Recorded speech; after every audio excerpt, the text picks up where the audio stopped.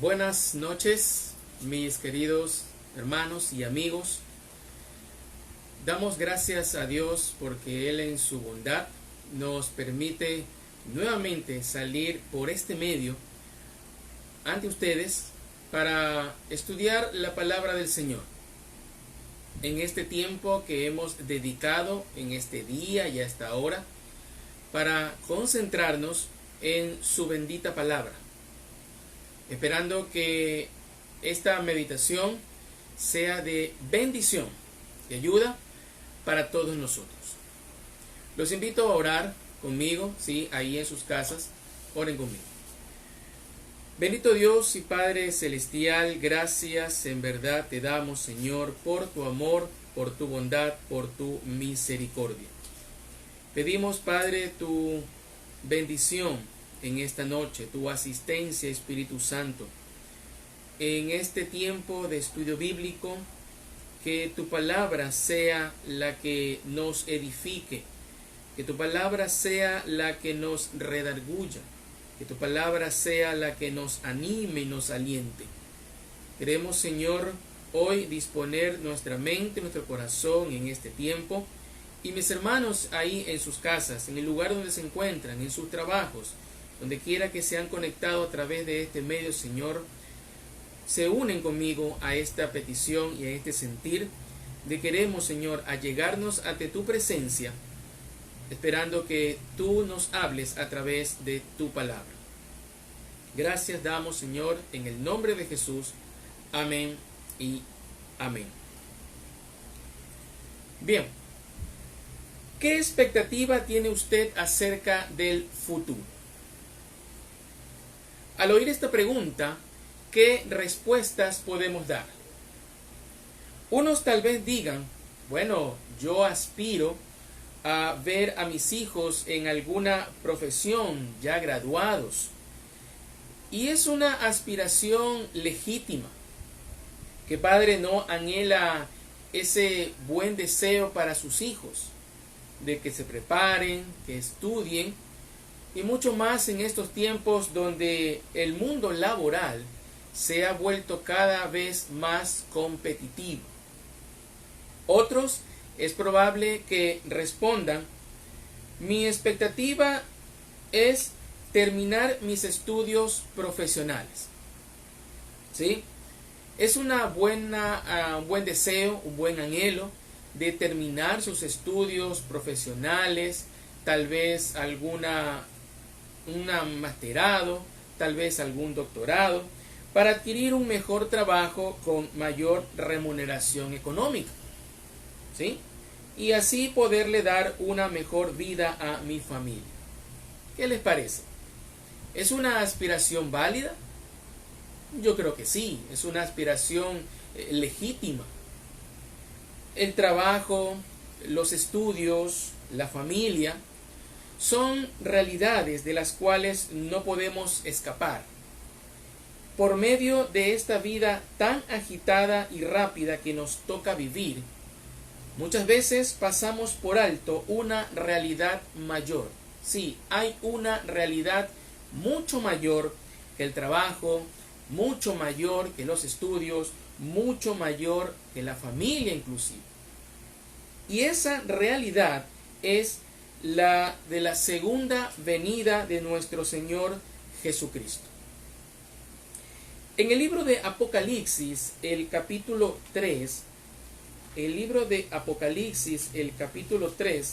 el verso 11, en su primera parte, han quedado registradas unas palabras de nuestro Señor Jesucristo. Apocalipsis 3:11, solamente en su primera parte. Dice, he aquí yo vengo, ¿qué cosa? Pronto. Yo vengo pronto.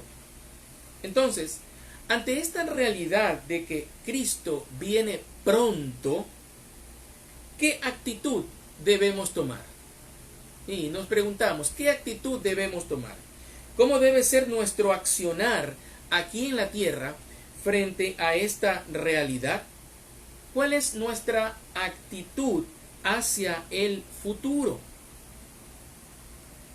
De lo mucho que podría decirse acerca de esto, he escogido 3 aspectos a considerar. En primer lugar, la preparación.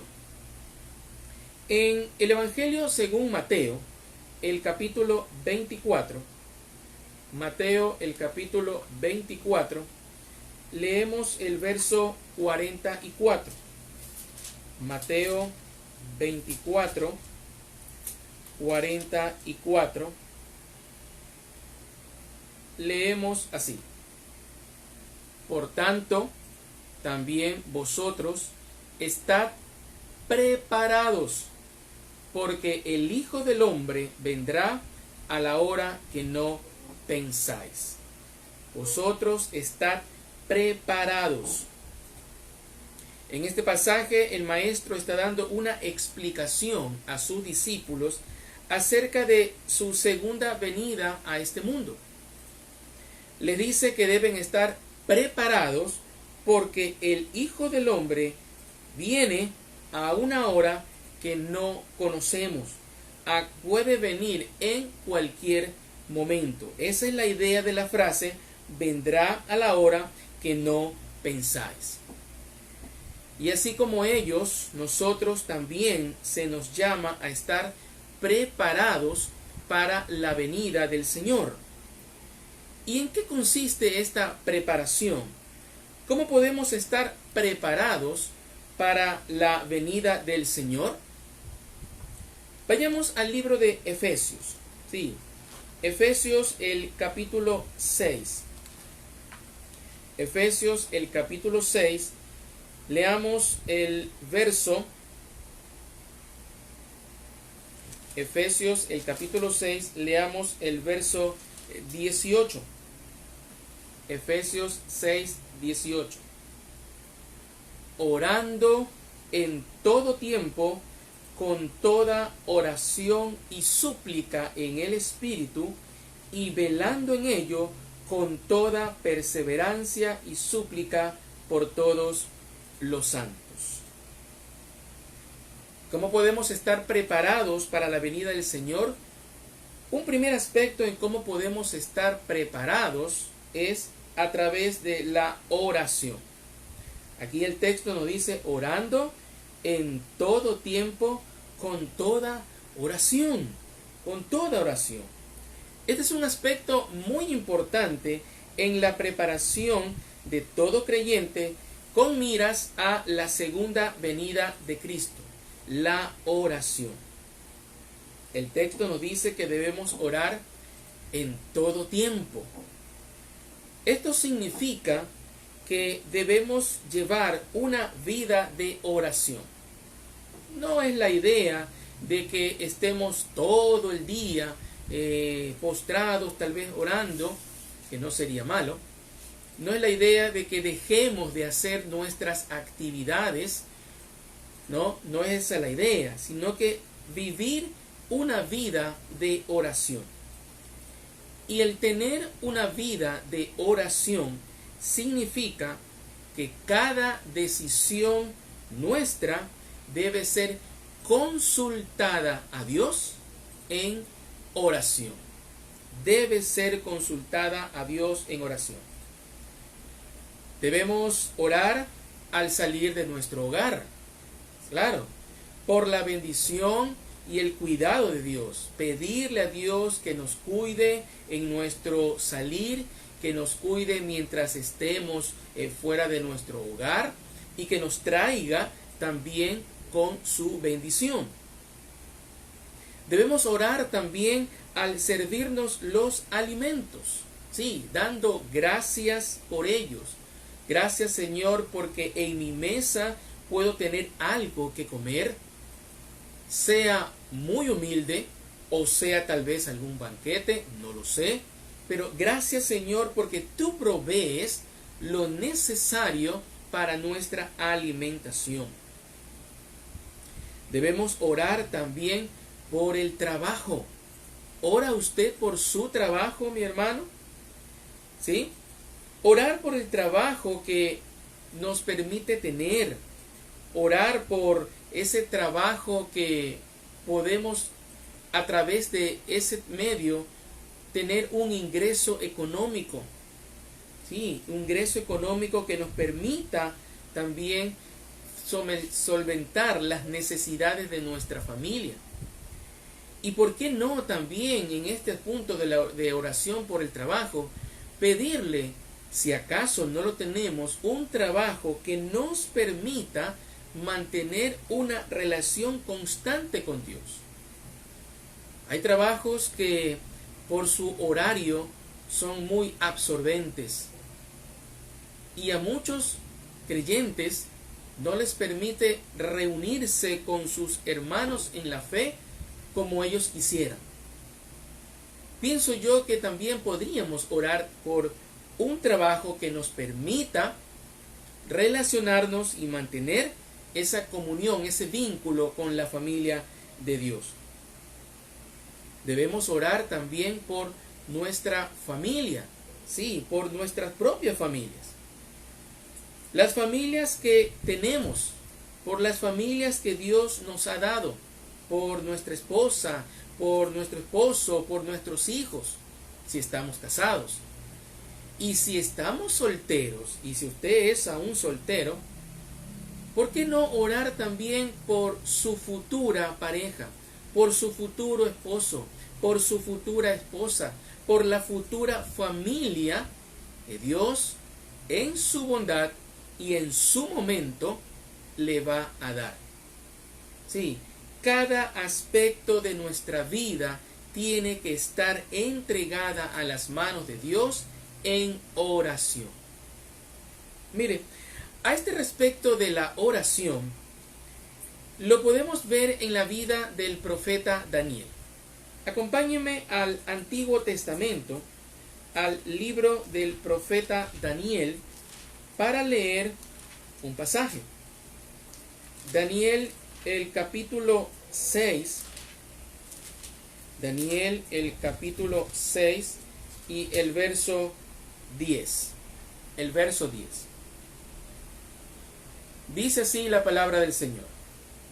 Cuando Daniel supo que el edicto había sido firmado, entró en su casa, y abiertas las ventanas de su cámara que daban hacia Jerusalén, se arrodillaba 3 veces al día y oraba, oraba y daba gracias delante de su Dios como lo solía hacer antes. Sí, lo solía hacer antes. Luego de haber escuchado sobre un edicto real acerca de que en el plazo de 30 días nadie en el reino podía realizar alguna petición a ningún hombre o Dios excepto al rey, entonces Daniel, al escuchar ese edicto que se había ya dictado y firmado y sellado, ¿qué hace? No se esconde, no se retrae, sino que va a su recámara, abre las ventanas y se arrodilla y ora y da gracias a Dios, pero no con el ánimo de entablar una disputa con el edicto real, sino que era su costumbre. Diariamente él dedicaba un espacio del tiempo, y dice el texto que eran 3 veces al día. Sí, 3 veces al día, en medio de las ocupaciones que Daniel tenía, porque tenía un cargo de funcionario dentro del reino. Dentro de sus ocupaciones, dentro de las actividades que tenía que realizar, Daniel se hacía un tiempo. Daniel separaba un espacio para dedicarlo a la oración a Dios.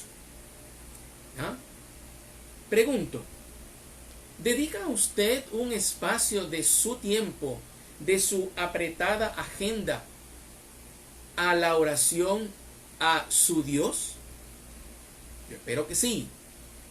Debe ser una norma en todo creyente que a pesar de las dificultades y la vida agitada que podamos llevar, separemos un espacio, un tiempo para la oración a nuestro Dios. En la vida de Daniel, la oración era parte de su diario accionar. Pero el ejemplo por excelencia sobre una vida de oración la encontramos en nuestro Señor Jesucristo. Vamos al Nuevo Testamento, al libro de Lucas, en el capítulo 6.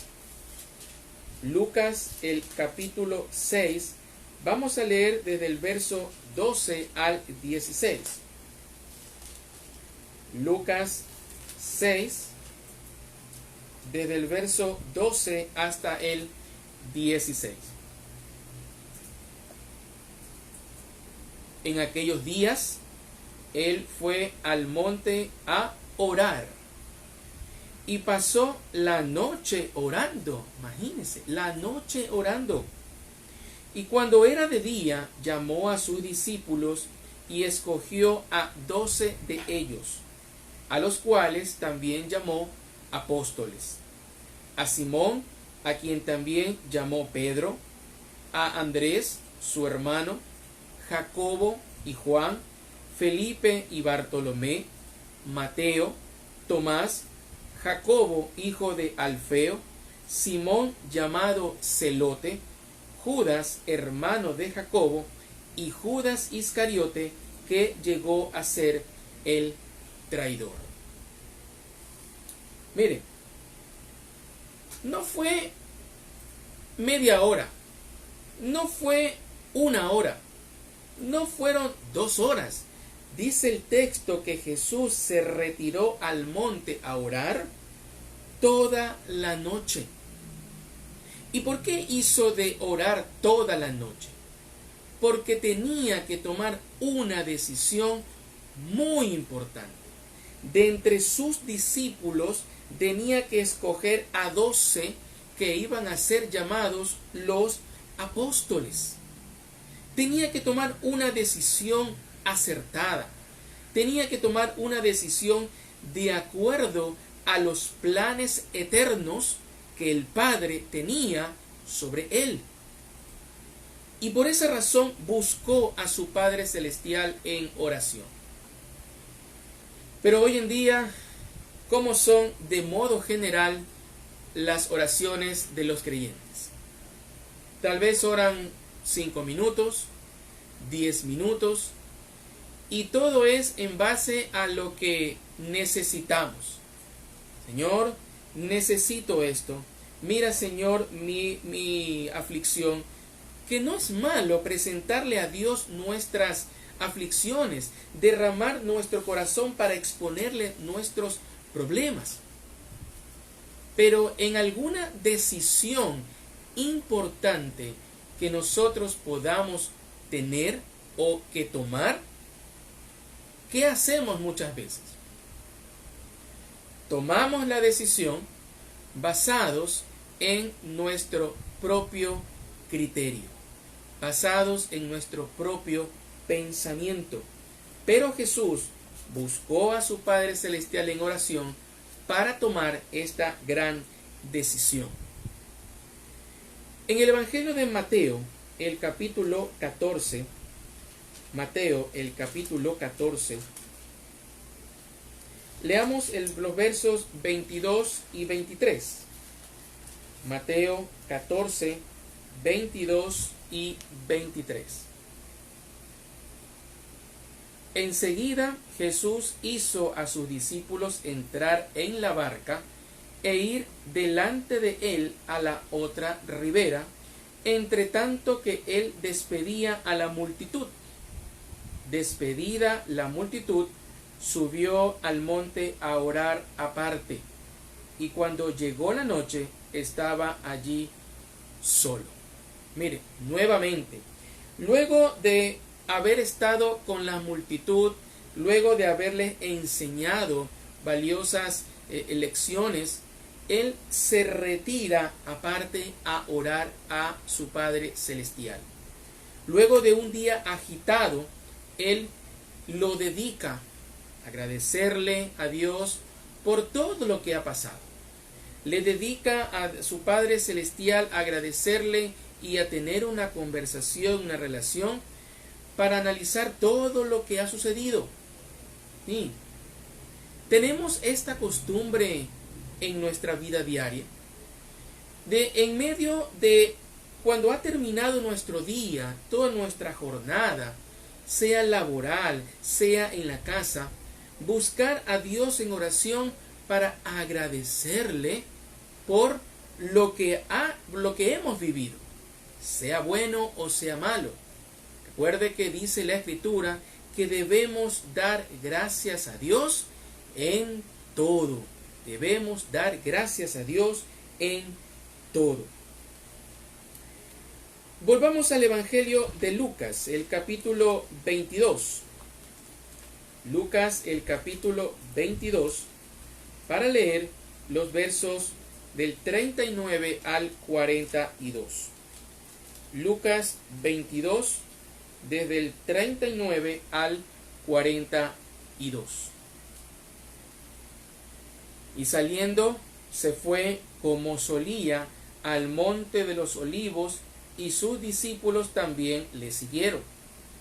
Cuando llegó a aquel lugar les dijo: orad que no entréis en tentación. Y él se apartó de ellos a distancia como de un tiro de piedra, y puesto de rodillas oró, diciendo: Padre, si quieres, pasa de mí esta copa, pero no se haga mi voluntad, sino la tuya. Mire, nuestro maestro se enfrentaba ante la difícil situación de allegarse a la cruz. Era un momento donde iba a sufrir. Era un tiempo donde iba a recibir maltratos. Y en lugar de quejarse, en lugar de pensar una estrategia para escaparse de la situación, llega a su padre, ora y mire lo que le dice: no se haga mi voluntad, sino la tuya. Pero hoy muchas veces oramos diciendo: Señor, necesito esto, pero Señor, necesito que suceda así. Estamos diciendo a Dios qué tiene que hacer, cómo lo tiene que hacer y en qué momento lo tiene que hacer. ¿No le parece que es algo ilógico de parte nuestra hacia Dios? Sí, es algo ilógico. Si el propio Hijo de Dios, nuestro Señor Jesucristo, nuestro Salvador, se sometió a la voluntad de su Padre Celestial, entonces usted y yo también debemos someternos a la voluntad de nuestro Padre Celestial. La oración es un momento, un aspecto en la preparación con miras a la segunda venida de nuestro Señor Jesucristo. También tenemos el estudio de la palabra de Dios, ¿sí? El estudio de la palabra de Dios. Otro aspecto que podemos tomar como preparación para la segunda venida de nuestro Señor Jesucristo. Acompáñenme al Antiguo Testamento, al libro de Esdras. Esdras, el capítulo 7, verso 10. Esdras, el capítulo 7, el verso número 10. Porque Esdras había preparado su corazón para inquirir la ley de Jehová y para cumplirla, y para enseñar en Israel sus estatutos y decretos. Mire aquí, el anhelo ferviente en el corazón de Esdras era de estudiar la palabra de Dios. Aquí podemos ver una determinación triple en la vida de Esdras. ¿Cuál es esa determinación triple en la vida de Esdras? Primero, inquirir, estudiar la palabra de Dios. Y el inquirir, el estudiar, significa una lectura, una memorización, un análisis, una comparación, una meditación en las Sagradas Escrituras. La segunda determinación en la vida de Esdras era de cumplir la palabra del Señor. Cumplirla. Es decir, Esdras se decía a sí mismo: voy a estudiar la palabra de Dios para poner por obra en mi vida, para obedecerla. Y la tercera determinación en la vida de Esdras que vemos en este pasaje era de él quería enseñar en Israel sus estatutos y sus decretos. Él quería enseñar a otros la ley y los decretos de Dios. ¿Tiene usted el hábito de leer diariamente la Biblia? ¿Ah? El separar un momento de su apretada agenda para concentrarse en el estudio de la palabra de Dios. Y si lo está haciendo, ¿cuál es su propósito? ¿Por qué lo hace? ¿Es solo por adquirir conocimientos o es para aplicarla en su vida? Sí, preguntémonos eso. Mire, dos aspectos importantes: la oración y el estudio de la palabra del Señor con miras a la segunda venida de nuestro Señor Jesucristo. Esperamos, hermanos, que estemos separando un momento diario en el estudio de su palabra, en la meditación, en el análisis, y que lo hagamos con el fin de enseñarle a otros previamente habiéndola aplicado a nuestra vida. Es ahí la idea. Y justamente este pasaje nos lleva al siguiente punto en la preparación que debemos tener con cara a la venida de nuestro Señor Jesucristo. El de poner por obra lo que el Espíritu Santo nos enseña. En la carta de Pablo a los Colosenses, en el capítulo 1, leamos en la carta de Pablo a los Colosenses, en el capítulo 1, leamos desde el verso 3 hasta el verso 6. Colosenses 1, del 3 al 6. Siempre orando por vosotros, damos gracias a Dios, Padre de nuestro Señor Jesucristo, habiendo oído de vuestra fe en Cristo Jesús y del amor que tenéis a todos los santos, a causa de la esperanza que os está guardada en los cielos, de la cual ya habéis oído por la palabra verdadera del Evangelio, que ha llegado hasta vosotros, así como a todo el mundo, y lleva fruto y crece también en vosotros desde el día que oísteis y conocisteis la gracia de Dios en verdad. Los hermanos en la congregación de Colosas habían comprendido que su deber en lo que esperaban a su Señor era de compartir, más que con palabras, con sus obras, con sus hechos, con sus vidas, lo que habían sido enseñados por el apóstol Pablo, tanto que, como él mismo lo declara, a sus oídos llegaron las noticias de cómo se comportaban sus hijos espirituales. Y otro aspecto en cuanto a la preparación con miras a la segunda venida de nuestro Señor Jesucristo es que pongamos por obra. No solamente se nos quede en el conocimiento intelectual, sino que lo vivamos y que lo demostremos en nuestro diario accionar. El segundo aspecto a considerar como nuestra actitud hacia el futuro es la siguiente. Ya vimos la preparación. Este tiene que ver con nuestra mayordomía. Sí, nuestra mayordomía. ¿A qué nos referimos? Vayamos al Evangelio de Lucas, el capítulo 19. Lucas, el capítulo 19, el verso 13, leemos así. Lucas 19:13. Y llamando a 10 siervos suyos, les dio 10 minas, y les dijo: negociad entre tanto que vengo. Negociad entre tanto que vengo.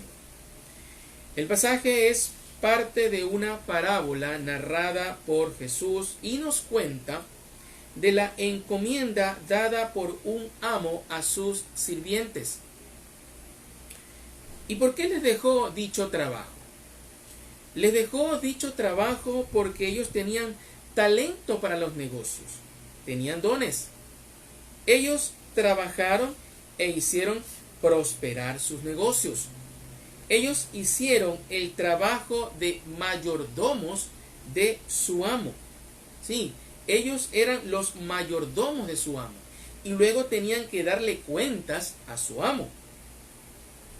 Ahora, en lo que respecta a nosotros, esta mayordomía se refiere al trabajo que se nos encomienda realizar.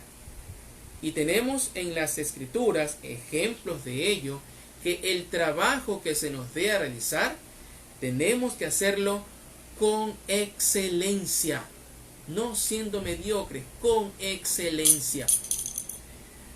Vayamos nuevamente al libro de Daniel. Daniel, el capítulo 1. Daniel, el capítulo 1, el verso 3. Daniel 1:3.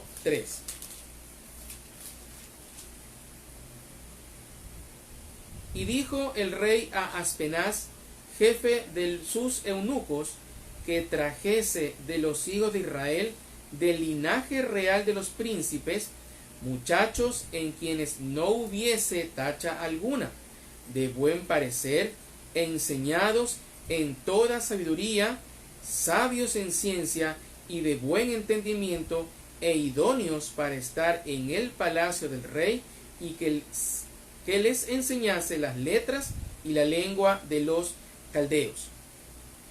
Iban a escoger unos muchachos que tengan buen parecer, que tengan buen entendimiento. Se los iba a encomendar, se les iba a enseñar las letras y la lengua y toda la ciencia y la sabiduría de los caldeos. Sí. Y luego, en todo asunto, luego leemos en el verso 20, cuando ellos ya se presentaron delante del rey y el rey los examina, Daniel 1:20, mire lo que sucede. En todo asunto de sabiduría e inteligencia que el rey los consultó, ¿qué pasó? Les halló 10 veces mejores que todos los magos y astrólogos que había en todo su reino. Mire usted, estos jóvenes judíos comprendieron que en el lugar donde les había tocado estar, debían ser los mejores, debían cumplir su trabajo con excelencia, pero no con el ánimo de que los alaben, no con el ánimo de que ellos sean reconocidos, sino para honrar y glorificar al Dios vivo y verdadero, a Jehová. Sí, mis queridos hermanos y amigos, en nuestras actividades tenemos que honrar a Dios. Debemos honrar a Dios en nuestra familia. Colosenses, el capítulo 3. Colosenses, el capítulo 3, leamos los versos del 17 al 24. Colosenses 3, desde el 17 hasta el 24. Y todo lo que hacéis, sea de palabra o de hecho, hacedlo todo en el nombre del Señor Jesús, dando gracias a Dios Padre por medio de él. Casadas, estad sujetas a vuestros maridos como conviene en el Señor. Maridos, amad a vuestras mujeres y no seáis ásperos con ellas. Hijos, obedeced a vuestros padres en todo, porque esto agrada al Señor. Padres, no exasperéis a vuestros hijos para que no se desalienten. Siervos, obedeced en todo a vuestros amos terrenales, no sirviendo al ojo como los que quieren agradar a los hombres, sino con corazón sincero, temiendo a Dios. Y repite nuevamente en el 23, y todo lo que hagáis, hacedlo de corazón, como para el Señor y no para los hombres. Sí, en nuestras familias tenemos que honrar a nuestro Dios. Por la forma como nos comportamos en nuestra familia, con sus miembros, podemos honrar a Dios. Y aquí le habla a todos los miembros de la familia, ¿no? Las casadas, que deben estar sujetas a sus maridos. Les habla también a los maridos. Miren, amad a vuestras mujeres y no seáis ásperos, no seáis duros, no seáis toscos con ellas. Les habla también a los hijos. Obedezcan a sus padres en todo, porque esto agrada al Señor. Y les habla también a los padres como conjunto, no exasperéis a sus hijos para que no se desalienten. Miren, en cada aspecto de los miembros de la familia, cómo se relacionan, podemos honrar a Dios. Debemos honrar a Dios también en nuestros trabajos, Miren, aquí en el verso 22 empieza diciéndole eso, ¿no? Siervos o trabajadores en nuestro contexto, obedecéis en todo. Mire, en todo a vuestros amos terrenales, a vuestros patrones, a vuestros jefes, no sirviendo al ojo, como los que quieren agradar a los hombres, sino con corazón sincero, temiendo a Dios. Es decir, que el trabajador debe cumplir con su actividad de manera correcta y eficiente, aun cuando no se lo esté observando. Aun cuando el jefe no esté allí viéndolo, vigilándolo, que tiene que cumplir con las actividades y que tiene que cumplir también un horario. No sirviendo al ojo, sino con corazón sincero, temiendo a Dios. Mire, a este respecto también leamos en el libro de Efesios, en el capítulo 6. Efesios, el capítulo 6, con respecto al asunto de que debemos honrar a Dios en nuestros trabajos. Efesios 6, desde el 5 hasta el verso 8. Siervos, nuevamente se repite esa palabra, obedeced a vuestros amos terrenales con temor y temblor, con sencillez de vuestro corazón como a Cristo. No sirviendo al ojo, mire, nuevamente se repite esa idea, no sirviendo al ojo como los que quieren agradar a los hombres, sino como siervos de Cristo, de corazón haciendo la voluntad de Dios. Miren, sirviendo de buena voluntad, trabajando con buen ánimo, trabajando con buena gana, con buena disposición. Como dice, como al Señor y no a los hombres. Sabiendo que el bien que cada uno hiciere, ese recibirá del Señor, sea siervo o sea libre. Sí, en nuestros trabajos tenemos que honrar a Dios. En toda actividad que realicemos tenemos que honrar a Dios.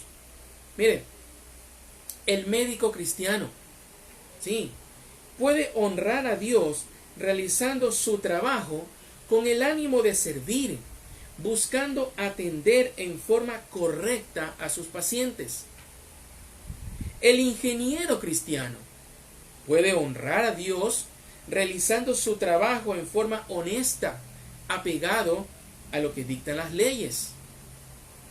El taxista cristiano, sí, porque hay muchos hermanos que son taxistas, pueden honrar a Dios atendiendo a sus clientes con amabilidad y cobrando lo que es justo. Cobrando lo que es justo. El profesor cristiano, sí, hay muchos creyentes que también laboran como docentes en alguna institución. Pueden honrar a Dios preparándose con antelación y sin improvisaciones para sus clases. Sí, no llegando así a improvisar, no llegando en la idea de ir a ver qué me invento ahí, sino ir con una preparación de antemano. Recuerden, hermanos, debemos servir como para el Señor, no como para los hombres. Le pregunto, ¿está usted preparándose en forma excelente para el trabajo que se le ha encomendado, cualquiera que éste sea, dentro del hogar o fuera de él en alguna empresa? Todo trabajo que se nos que se nos confíe, tenemos que realizarlo en forma excelente, no para nuestra gloria, sino para la gloria y honra de nuestro Dios. Y un último aspecto a considerar en tanto que esperamos la venida de nuestro Señor Jesucristo es mantener una expectación gozosa. Sí, miren como digo, una expectación gozosa. Vayamos a la carta que Pablo le escribiera a Tito. En el capítulo 2. La carta que Pablo le escribiera a Tito en el capítulo 2, leamos el verso 13. Tito 2:13. Aguardando la esperanza bienaventurada y la manifestación gloriosa de nuestro gran Dios y Salvador Jesucristo. El pasaje aquí nos llama a poner nuestra mirada en ese día glorioso y aguardando la esperanza bienaventurada y esperando la manifestación gloriosa, ese día glorioso en que Él llegue por segunda vez, nuestra mirada, nuestra atención espiritual puesta en ese día.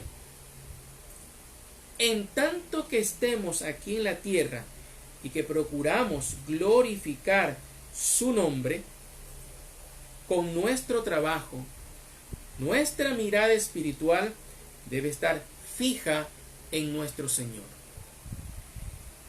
La razón de buscar honrar a Dios con nuestras actividades es porque tenemos esa esperanza.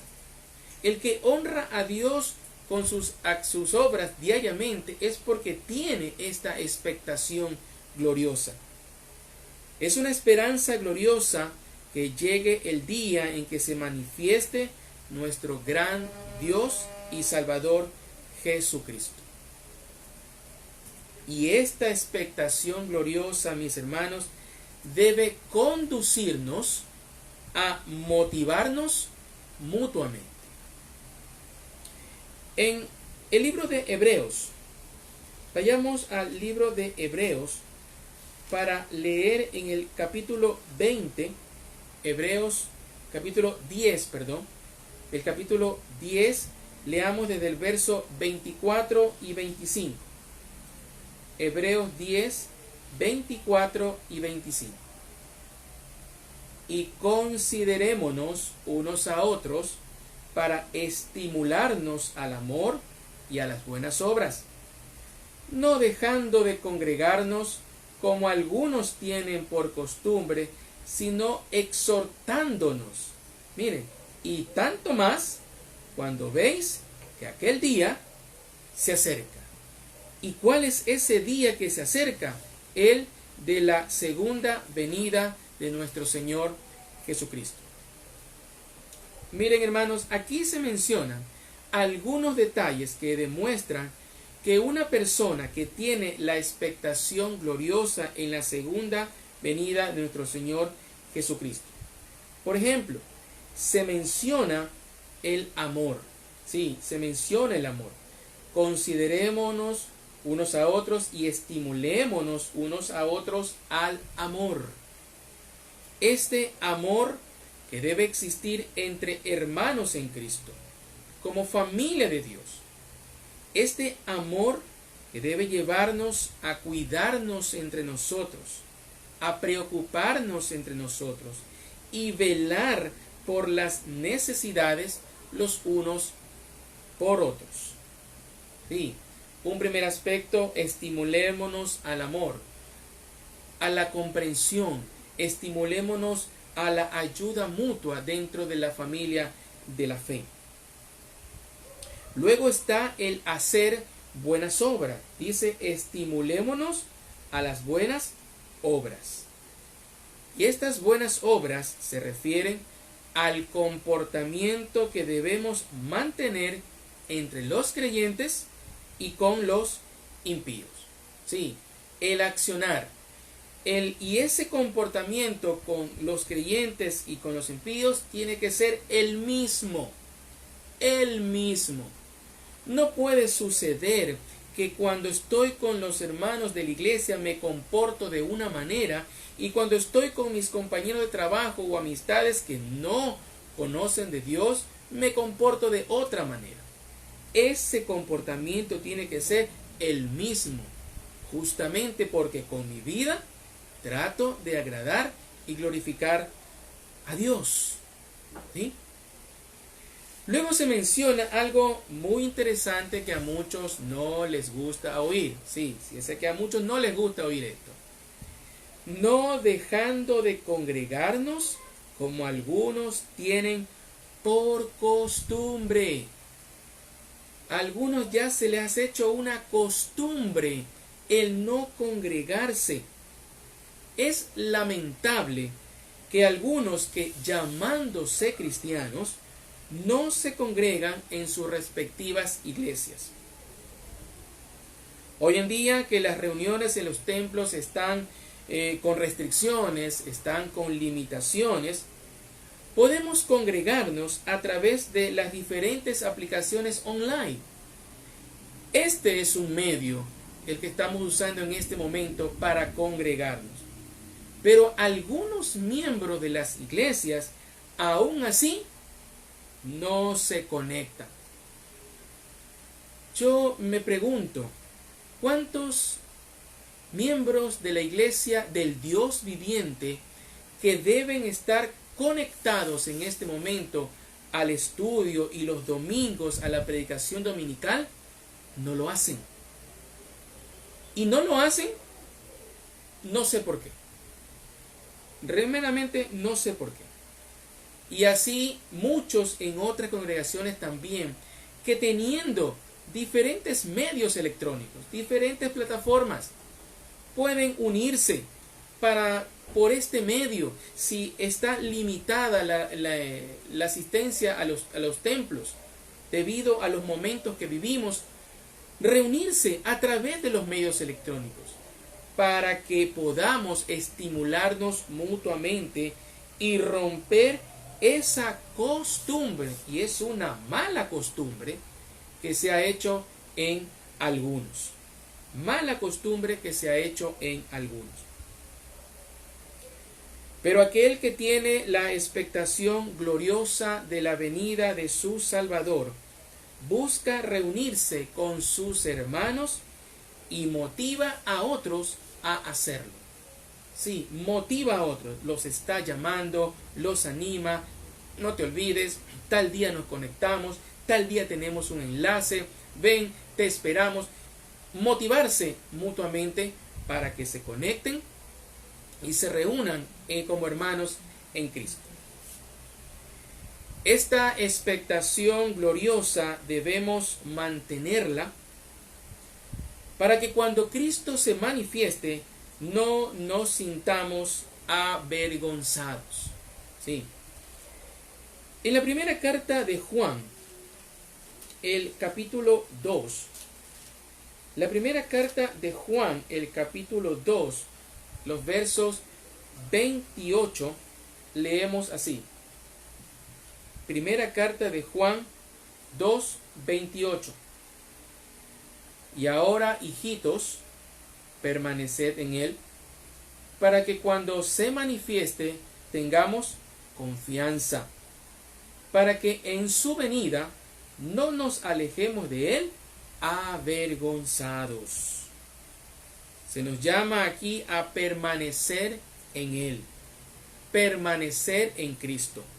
Y permanecer en Cristo es cumplir sus mandamientos, es cumplir con su voluntad y hacer lo que nos manda. Si hacemos esto, dice el texto, tendremos confianza. Cuando Él se manifieste, tendremos confianza. Y no sentiremos vergüenza justamente porque estamos cumpliendo su palabra. Nos sentiremos tranquilos, nos sentiremos confiados y no nos alejaremos avergonzados. Esta expectación gloriosa debe llevarnos también a tener paciencia. En el libro de Santiago, en el capítulo 5, lea conmigo en el libro de Santiago, en el capítulo 5, los versos 7 y 8. Santiago 5, 7 y 8. Por tanto, hermanos, tened paciencia hasta la venida del Señor. Mirad cómo el labrador espera el precioso fruto de la tierra, aguardando con paciencia hasta que reciba la lluvia temprana y la tardía. Tened también vosotros paciencia y afirmad vuestros corazones. ¿Por qué razón? Porque la venida del Señor se acerca. La venida del Señor se acerca. Así como el labrador trabaja la tierra y luego espera con paciencia el resultado, el precioso fruto de la tierra, como aquí lo llama, asimismo el creyente debe tener paciencia y afirmar su corazón. La idea aquí es de coger ánimo, no desalentarse porque vemos la maldad en aumento por doquier. No desmayar porque vemos que están sucediendo cosas terribles a nuestro alrededor, sino que el creyente que tiene la expectación gloriosa de la segunda venida de Cristo sabe que es un evento que sucederá. Es un evento que sucederá. ¿Y cómo sabemos que sucederá? Porque el mismo Señor Jesucristo así lo prometió. Vayamos al libro de Apocalipsis, el capítulo 22. Apocalipsis, el capítulo 22. Leamos el verso 20. Mire, Apocalipsis 22, 20. El que da testimonio de estas cosas, que es Cristo, ¿qué dice? Ciertamente vengo en breve. Amén. Sí, ven, Señor Jesús. Vengo en breve. Ese vengo en breve debe llenarnos de esperanza, ya que aquel que dijo, yo soy la verdad, cumplirá su palabra en las Escrituras. Y nosotros nos unimos como Juan aquí también. Amén.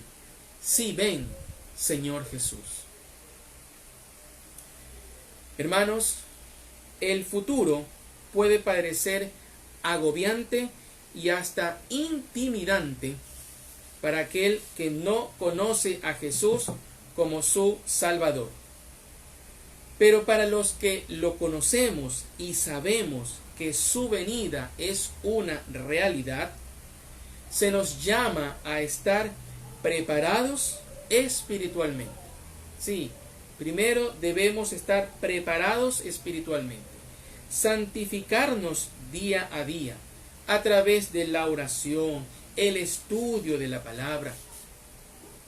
Se nos llama también a cumplir nuestra mayordomía, entendiendo que el trabajo que realizamos, cualquiera que éste sea, debe ser hecho con excelencia para glorificar el nombre de Dios. Y también, entre tanto que estemos en esta tierra, se nos llama a mantener nuestra mirada espiritual en aquel momento glorioso, cuando desde los cielos venga nuestro Salvador.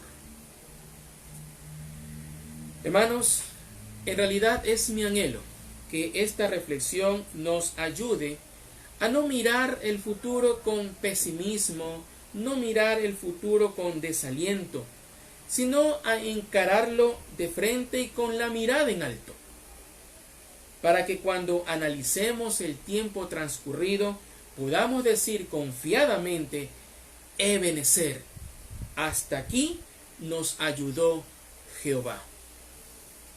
Amén. Padre Santo, gracias te damos, Señor, por tu bendita palabra, que ella siempre nos alienta, ella siempre nos anima y nos confronta. Hoy, Señor, hemos visto que para esperar tu segunda venida tenemos que prepararnos en oración y en el estudio de tu palabra, que mantengamos una relación íntima contigo, Espíritu Santo, para que cada uno de los aspectos de nuestra vida sean guiados por tu persona.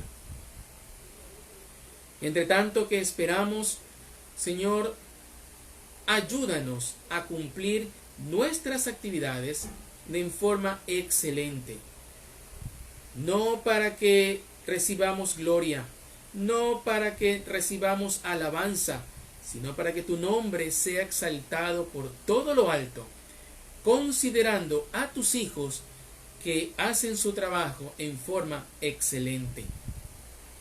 Y también, Señor, anímanos a no poner nuestra mirada en las cosas terrenales, en los problemas terrenales, en las aflicciones que este mundo ofrece, sino que nuestra mirada espiritual se mantenga fija en la segunda venida de tu amado Hijo y nuestro Salvador Jesucristo, para que nos mantengamos firmes en nuestra fe, con el corazón seguro, sabiendo en quién hemos creído.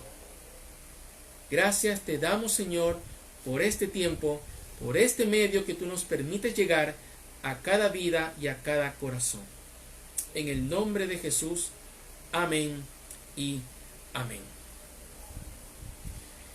Bien, mis hermanos y amigos, ha sido todo un gusto, un placer haber estado con ustedes esta noche. Les habla el pastor Ronald López, quien los invita para el día domingo, 11 de la mañana. Si Dios nos concede vida, si Dios nos da su bendición, el volvernos a conectar a través de este medio virtual para la predicación dominical. El domingo a las 11 de la mañana nos estaremos enlazando para escuchar la palabra del Señor. Bendiciones a todos mis amados amigos. Buenas noches.